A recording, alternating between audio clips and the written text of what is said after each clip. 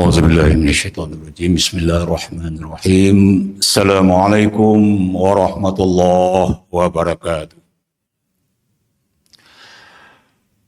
الحمد لله الذي خلق السماوات والأرض وما بينهما في 6 أيام أشهد أن لا إله إلا الله وحده لا شريك له له الملك وله الحمد يحيي ويميت وهو على كل شيء قدير واشهد ان محمدا عبده ورسوله سيد الانبياء والمرسلين وختم النبيين صلى الله عليه وسلم لا نبي بعد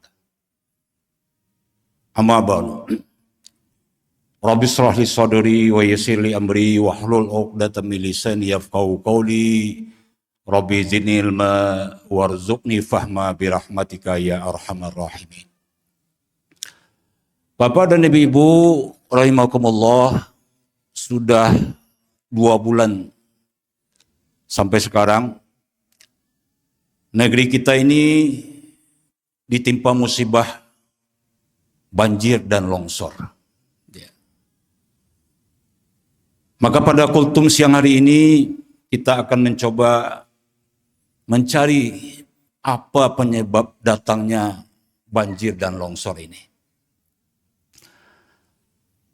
Bapak dan Ibu rahimakumullah, Allah Subhanahu wa taala menciptakan makhluk di muka bumi ini dibagi atas 2 kelompok. Pertama, kelompok manusia dan jin. Yang kedua, kelompok selain manusia dan jin. Manusia dan jin diciptakan oleh Allah Subhanahu wa taala tujuannya hanya untuk beribadah kepada Allah. Ya. Wa ma khalaqtul jinna wal insa illa liya'budun. Sedangkan selain jin dan manusia, tugasnya membantu manusia beribadah. Jadi pemain utama di muka bumi ini adalah jin dan manusia sebagai aktornya, Pak. Sedangkan selain daripada jin dan manusia hanya pemeran pembantu saja. Yang akan mendapat hisab nanti di hari kiamat hanya jin dan manusia. Yang akan dimintai pertanggungjawaban nanti di hari kiamat hanya jin dan manusia. Selain jin dan manusia tidak ada hisab. Tidak ada hisab.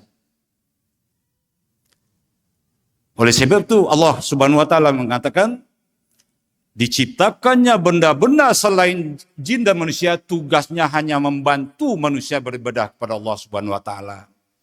Sebagaimana firman Allah dalam surat Al-Baqarah ayat 29, "Wallazi khalaqa lakum ma fil ardi jami'a." Dialah Allah yang telah menjadikan apa saja yang ada di muka bumi ini untuk manusia. Seluruhnya untuk manusia. Tapi manusia diciptakan oleh Allah hanya untuk beribadah kepadanya. Jika manusia ini taat kepada Allah, maka seluruh benda-benda ini akan ditundukkan oleh Allah untuk manusia. Tapi seandainya manusia ini engkar kepada Allah, membangkang kepada Allah, maka seluruh benda ini akan melawan kepada manusia. Bapak dan Ibu rahimakumullah, mari kita lihat satu persatu apa saja benda-benda yang diciptakan oleh Allah yang tugasnya membantu manusia. Pertama, benda yang diciptakan Allah yang terbesar adalah matahari. Untuk apa Allah ciptakan matahari? Matahari ini diciptakan oleh Allah untuk memberitahu awal-awal waktu sholat. Allah Subhanahu wa taala berfirman dalam surah Al-Isra ayat 79, "Aqimis sholata liduluki syamsi ila ghasaqil lail wa qur'anal fajr. Inna qur'anal fajri kana mashhuda." Aqimis salata liduluki syamsi ila ghasaqil lail. Dirikanlah solat itu ketika tergelincir matahari sampai kemudian malam hari. Artinya Bapak dan Ibu, yang menentukan awal waktu solat itu matahari. Ketika hari ini zuhur masuk 12.25, itulah tergelincirnya matahari itu Pak. Ya. Di seandainya jam kita ini mati, internet mati, tidak ada masalah. Karena Allah Subhanahu wa taala telah memberi alat petunjuk yang tidak akan mati-mati sampai hari kiamat, yaitu matahari. Ketika matahari tergelincir itulah waktu zuhur. Ketika bayang-bayang nanti sama dengan panjang badan itulah asar. Jadi Bapak nanti tegak di depan masjid ini, kalau panjang bayang sama dengan badan kita itu asar. Ketika matahari tenggelam, maghrib, grup. Ketika mambang merah hilang, isya. Ketika terbit fajar, subuh. Itu saja tugas matahari Pak sampai hari kiamat. Tidak ada tugas lain. Memberitahu manusia waktu-waktu sholat. Dan kapan matahari ini pensiun? Nanti ketika manusia tidak ada lagi yang sholat. Ketika nanti tidak ada lagi manusia yang beribadah, terjadilah hari kiamat. Ketika nanti terjadi kiamat, barulah matahari ini pensiun, Pak. Kata Allah Subhanahu wa taala, "Iza syamsu kuwirat, wa iza nujumu qadarat, wa iza jibalu suyirat, wa iza al-'isharu utilat, wa izal wuhusu husirat." Ketika nanti manusia ini tidak ada lagi yang sholat, maka matahari ini digulung, Pak. Dipensiunkan, karena sudah selesai tugasnya. Tidak ada orang kesumbayang, Pak, di kampung awak oleh Pak. Pensiun lagi, pensiun matahari ini. Itu gunanya matahari. Yang kedua, Allah ciptakan benda yang sangat penting namanya bulan. Apa pula tugasnya bulan ini, Pak? Tugasnya bulan diciptakan oleh Allah untuk memberitahu awal-awal bulan untuk puasa dan untuk waktu haji. Kata Allah Subhanahu wa taala dalam surah Al-Baqarah ayat 189, "Yas'alunaka 'anil ahillah." Mereka bertanya kepadamu tentang hilal. Hilal, bulan sabit itu, kul hiya mawaqitu linnasi wal haji. Bulan itu, hilal itu tugasnya memberitahu awal bulan untuk puasa dan waktu haji. Itu tugas bulan. Maka ketika kita ingin tahu awal bulan, kata Nabi, suruh lihat hilal. Suruh lihat bulan. Maka bulan ini yang menentukan, Pak. Ini sekarang sudah Rajab, Sya'ban, nanti datang Ramadan. Puasalah kalian. Nanti datang bulan Zulhijjah, bulan haji, hajilah kalian. Itu ditentukan oleh bulan. Yang ketiga, apalagi yang dibuat oleh Allah, benda yang sangat penting namanya bintang. Nah, apa lah gunanya bintang kalau diciptakan di Allah, Pak? Bintang ini diciptakan oleh Allah Subhanahu wa taala untuk memberitahu manusia kemana arah solat. Allah Subhanahu wa taala berfirman dalam surah Al-An'am ayat 97, "Wa huwallazi ja'ala lakumun nujum." Dialah Allah yang telah menciptakan bintang-bintang ditahtadu untuk memberi petunjuk. Biha dengannya fi zulumatil bari wal bahri. Ketika kamu tersesat dalam daratan, di daratan dan di lautan.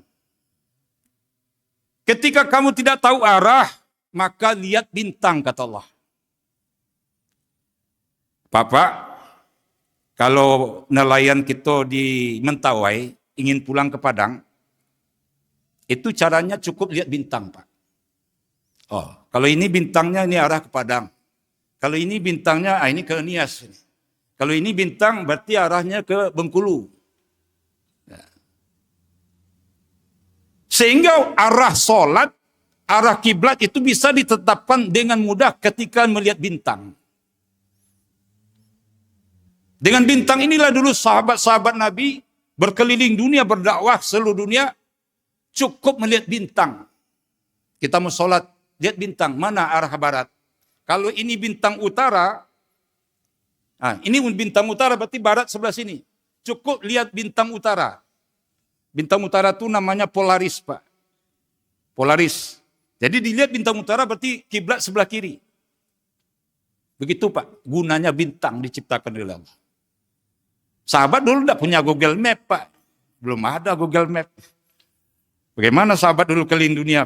Belum ada Google Map. Cukup dia lihat bintang. Berikutnya yang diciptakan oleh Allah yang sangat penting adalah hewan. Untuk apa pula diciptakan hewan ini? Kata Allah Subhanahu wa taala dalam surah Yasin, "Wa zallalna lahum faminha rukubuhum wa minha ya'kulun." Telah kami tundukkan bagi kalian binatang-binatang. Faminha rukubuhum, sebagian binatang itu untuk kendaraan. Wa minha ya'kulun, sebagian untuk dimakan. Itulah gunanya binatang, Pak. Untuk kendaraan, pakai onta untuk pergi haji, dipakai kuda untuk pergi haji. Faminha ya'kulun, sebagian untuk dimakan. Itulah kambing, itik, sapi. Gunanya untuk itu. Ketika manusia menggunakannya untuk itu, maka itulah ibadahnya binatang itu, Pak. Berkorban untuk manusia supaya manusia ini kuat beribadah. Itulah binatang. Gunanya untuk kendaraan dan untuk dimakan. Di surah Yasin. Dan kemudian yang paling penting hari ini, apa yang diciptakan Allah adalah air. Sehubungan dengan banjir, Pak. Apa gunanya air diciptakan oleh Allah? Allah ceritakan dalam surat Al-Anfal ayat 11. Wa nunazzilu 'alaikum minas sama'i, dan kami turunkan air itu dari langit, kata Allah. Pak, Allah mengatakan air itu bukan turun dari awan, bukan. Awan ini hanya alat bantu saja. Yang air itu, kata Allah, aku turunkan langsung dari langit. Ya ayyuhan nasu ubudu rabbakumul ladzi khalaqakum wal ladzina min qablikum la'allakum tattaqun. Allazi ja'ala lakumul arda firasyan was samaa'a binaa'a wa anzala minas samaa'i ma'an fa akhraja bihi minas samarati rizqan lakum. Diturunkan air itu dari langit. Dan air itu diturunkan oleh Allah untuk apa? Allah katakan dalam surah Al-Anfal ini, liyutahhirukum bihi, untuk berwudu. Gunungnya air kok, Pak, diturunkan oleh Allah untuk bertaharah, untuk bersuci. Hanya persoalannya hari ini, Pak, banyak orang tidak sholat. Banyak hari ini tidak sholat. Bapak survei lah, Pak. Termasuk ke daerah yang kena bencana, longsor itu boleh kita survei. Sudah terlalu banyak umat kini tidak sholat. Sedangkan air ini gunanya, kata Allah, untuk sholat. Kata Allah Subhanahu wa taala, "Idza kuntum ila sholati faghsilu wujuhakum." Apabila kamu tidak sholat, maka basuhlah mukamu. Wa aydiyakum ilal marafiq, dan sikumu sampai ke siku, basuhlah tangan sampai ke siku. Wamsa'u ru'usakum, sapulah kepalamu. Wa aydiyakum ilal ka'bain. Kalau berwudu itu kakinya betul-betul dicuci, dipegang. Itu gunanya air, kata Allah. Tapi Pak, banyak sekali umat kita ini hari ini yang mengaku umat Islam tapi tidak sholat. Tidak sholat, Pak.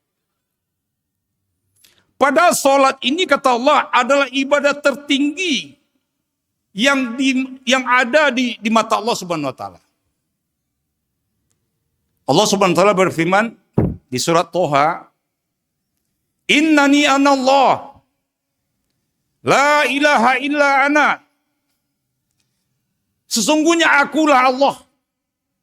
La ilaha illa ana, tiada ilah selain aku, kata Allah. Fa'budni, maka sembahlah aku.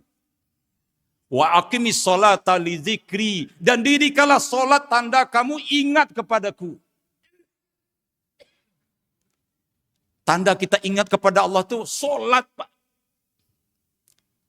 Sehingga orang yang tidak solat itu berarti dia lupa dengan Allah Subhanahu wa taala. Orang yang tidak solat itu Nabi katakan sesungguhnya dia telah kafir kepada Allah Subhanahu wa taala. Rasulullah sallallahu alaihi wasallam bersabda, "Bainar rajuli wal kufri wasyirki tarkus shalah." Beda orang Islam dengan orang musyrik itu solat. Man taraka shalah fawal kafir. Siapa yang meninggalkan solat, sungguhnya dia telah kafir kepada Allah Subhanahu wa taala. Ketika umat ini tidak solat, Pak, air yang tadinya diturunkan oleh Allah untuk berwudu, tapi tidak digunakan untuk berwudu, maka air ini menjadi marah. Dan marah ini sudah dipraktekkan dulu, Pak, di zaman Nabi Nuh alaihissalam. Ketika umat Nabi Nuh alaihissalam membangkang kepada Allah Subhanahu wa taala, apa yang terjadi Bapak dan Ibu rahimakumullah? Allah ceritakan dalam surat Hud ayat 44. Wa qila ya ardun. Wa qila ya ard. Kami katakan kepada bumi, ibla'i ma'aki. Telanlah airmu. Jadi ketika air banyak ini, Pak, turun bercurah-curah. Kalau Allah perintahkan dia untuk ditelan, maka bumi ini akan menelan air. Wa yasama' dan langit aqli'i. Berhentilah kalian mencurah. Jadi air ini, Pak, turunnya banyak itu diperintah Allah. Bumi ini menelan air juga perintah Allah. Namun ketika orang, Pak, tak sholat, Pak, bumi ini berkata, Pak, maaf, bumi ini berkata bahasa Minang, Pak. Kata bumi ini, Pak, sebanyak ku orang di atas bumi gua, paling banci bana ambo mencari orang di atas gua, dan tak sumbayang gua, Pak. Murka bumi ini, Pak, ketika diinjak-injak oleh hamba, oleh manusia yang tidak sholat nih, Pak. Sehingga air yang tadinya mesti ditelan oleh bumi, bumi tidak mau menelan air. Langit yang mestinya berhenti mencurahkan air, tetap mencurahkan air. Ketika manusia ini tidak taat kepada Allah Subhanahu wa taala. Datang air dari Gunung Nago, telan, enggak, kata bumi, lanjut. Sampai di Kuranji, enggak, lanjut terus. Enggak mau menelan. Kalau bumi ini menelan air, Pak, enggak akan terjadi banjir. Bisa jadi banjir itu karena ada pohon ditebang, bisa juga tidak ditebang. Di Saudi tidak ada batang kayu, Pak, banjir juga. Jadi banjir ini semata-mata dengan izin Allah Subhanahu wa taala. Ma asaba min musibatin illa biiznillah. Tidak ada satu peristiwa di dunia ini kecuali izin daripada Allah Subhanahu wa taala. Kepada Ibu rahimahullah, maka dalam kultum yang pendek ini, tugas kita hari ini adalah menghentikan banjir ini, Pak. Menghentikan banjir ini, sebab Allah Subhanahu wa taala telah berfirman, telah berjanji, Pak. Barang siapa suatu kaum, selagi ada orang yang istighfar di situ, Allah tidak akan turunkan azab. Ini janji Allah. Di surat Al-Anfal ayat 33 Allah katakan, "Wa ma kana Allahu mu'adzibahum wa hum yastaghfirun." Tidaklah Allah akan azab satu kaum selagi ada yang istighfar di situ. Sekarang kita balik, Pak. terjadi juga musibah berarti orang tak solat lagi Pak. Udah tidak ada yang istighfar di situ. Sebab Allah berjanji Pak dalam hadis qudsi, Allah mengatakan haqqullah 'alal ibad ayya'buduhu wa la yusyriku bihi syai'a. Hak Allah terhadap hamba itu adalah diibadahi. Dan jangan mensyirikkan Allah. Hakul ibadi 'ala Allah, haknya hamba terhadap Allah, la yu'aziba man la yusyrik bihi syai'a. Tidak akan mengazab seorang apabila dia tidak berbuat syirik pada Allah. Itu janji Allah Pak.